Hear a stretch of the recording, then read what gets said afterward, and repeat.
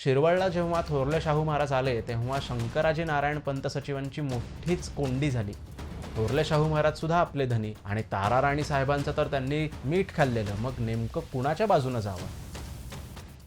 थोरल्या शाहू महाराजांनी साताऱ्याच्या दिशेनं आपला प्रवास सुरूच ठेवला आणि 27 ऑक्टोबर 1707ला शिरवळला येऊन ते दाखल झाले. शिरवळ हे भोरच्या पंत सचिवांच्या ताब्यामध्ये होतं त्यावेळेला आणि शंकराजी नारायण पंत सचिव हे भोरच्या अगदी जवळ शिरवळलाच राहत होते. शिरवळला जेव्हा थोरले शाहू महाराज आले तेव्हा शंकराजी नारायण पंत सचिवांची मोठीच कोंडी झाली. त्यांना कळेना की थोरले शाहू महाराज सुद्धा आपले धनी आणि ताराराणी साहेबांचं तर त्यांनी मीठ खाल्लेलं. मग नेमकं कुणाच्या बाजूनं जावं? ह्याच त्यांच्या विवंचनेमध्ये त्यांनी एक विपरीत मार्ग निवडला आणि हिरकणी खाऊन त्यांनी आत्महत्या केली. किती मोठी दुर्दैवाची गोष्ट आहे बघा की यादवी युद्धामध्ये कोणत्या धन्याच्या बाजूनं आपलं इमान द्यावं हे न कळाल्यामुळे एकनिष्ठ सेवकानं हिरकणी खाऊन आत्महत्या केली. त्यांच्या पाठोपाठ त्यांच्या पत्नी या सुद्धा सती गेल्या आणि त्यांचे जे चिरंजीव होते नारोशंकर यांना थोरल्या शाहू महाराजांनी आपल्या जवळ घेतलं आणि त्यांचा कारभार थोरले शाहू महाराज पाहू लागले. अशा पद्धतीनं पंत सचिव सुद्धा आता थोरल्या शाहू महाराजांच्या बाजूनं आले.